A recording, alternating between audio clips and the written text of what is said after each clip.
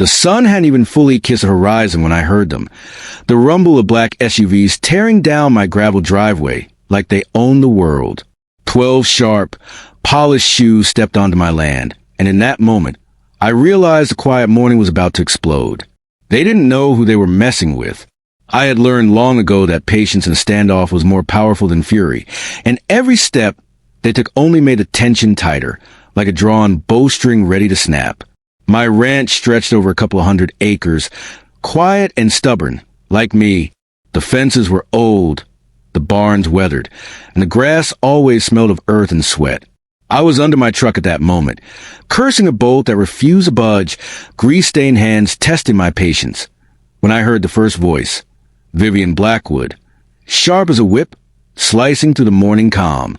Her tone carried the kind of arrogance only found in people who've never earned anything, yet believe they own everything.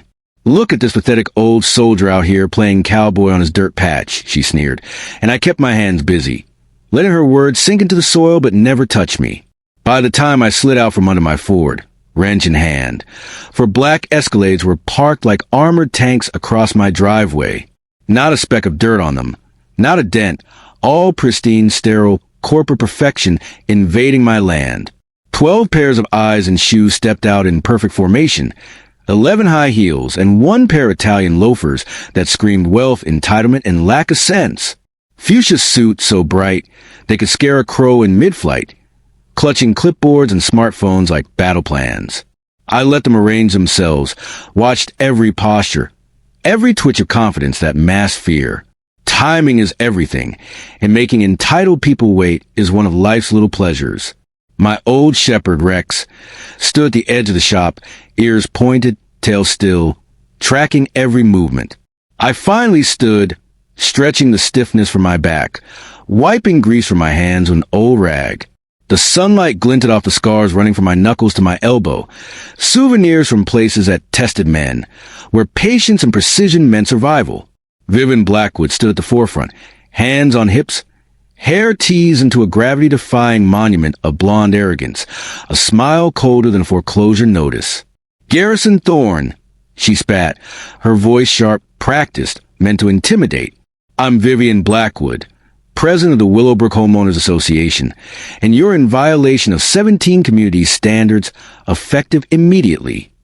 I looked her dead in the eye, letting my calm speak louder than my words.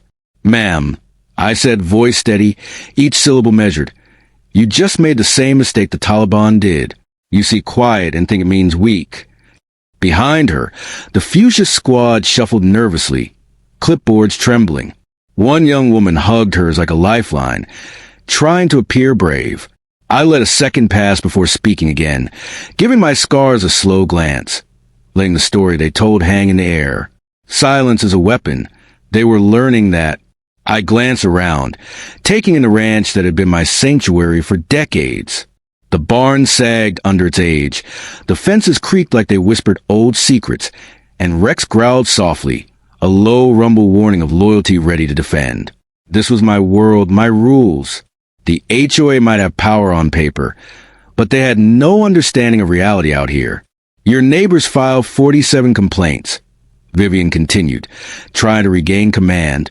"Rusted vehicles, unkempt fencing, unauthorized structures. This isn't Afghanistan, Mr. Thorne."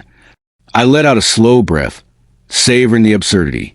"No," I said, voice calm as steel, "but some things never change. People think rules are universal, that courage is defined by paperwork. They're not."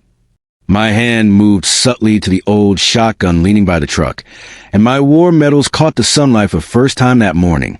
A flicker passed across Vivian's face. Not quite fear, but close. That hesitation was enough. People underestimate a soldier, and it always cost them. They thought compliance would come easily. It didn't. I stepped forward, boots crunching gravel, and the air thickened. The squad shifted uneasily, their collective confidence starting to crack. I let the silence stretch, like the tension itself was an invisible rope pulling tight.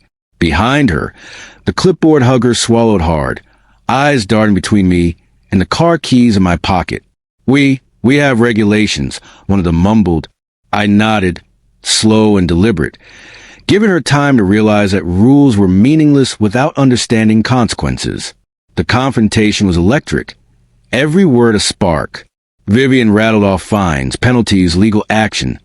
Threats dressed as authority, but nothing fazed me.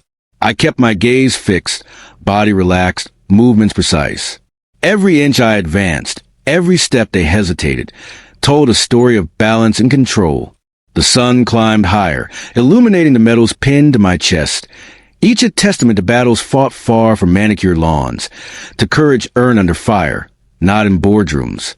Step onto my property again without respect, I said quietly, and you'll find out why men like me survive where others fall. My tone wasn't loud, but it carried the weight of experience, the kind that doesn't need to shout. The squad shuffled, murmuring, glancing at one another. Vivian tried to mask it, clenching her jaw, but her eyes betrayed her. Doubt, fear, respect, all tangled together. My shotgun gleamed softly in the morning light, the barrel a promise, the metals a warning. Time seemed to slow. I felt the ranch breathing around me, the creak of the barn, the whisper of the wind through the grass, the low growl of Rex, all in sync with the moment. It wasn't just about power, it was about awareness. The difference between authority and respect, between threat and consequence. The fuchsia brigade shifted again, and I let a smile creep onto my face. Small and knowing, they were realizing that intimidation has limits when it meets experience and resolve. Vivian took a step back, trying to recalibrate. You can't just, she started, but I cut her off with a shake of my head. Watch and learn, I said, calm, letting every word land. The squad fidgeted, whispering, scanning for backup that wasn't coming. The sun caught a glint on one metal. I saw her glance linger, hesitation finally breaking through the facade. Moments like these are rare. A predator confronted by someone who doesn't flinch, who has already fought real battles. The standoff stretched on, each second thick with anticipation. I remembered Kandahar, the patience taught in fire, the slow, deliberate actions that decided life or death. This wasn't that, but it didn't matter. Experience translates, whether in desert sand or suburban gravel. I could feel the fear beginning to ripple through the squad. You're already seeing them, I said, gesturing to the metals, the scars, the shotgun, all symbols of experience, discipline, and consequences earned in ways that paper cannot replicate. Slowly, methodically, I began walking them back toward the SUVs. Every inch I moved, their confidence eroded. I let them stew in uncertainty, letting the tension stretch, savoring the moment when they realized control had shifted. It was subtle, like a predator letting the prey discover the cage is already closed. The clipboard hugger fumbled with her notes.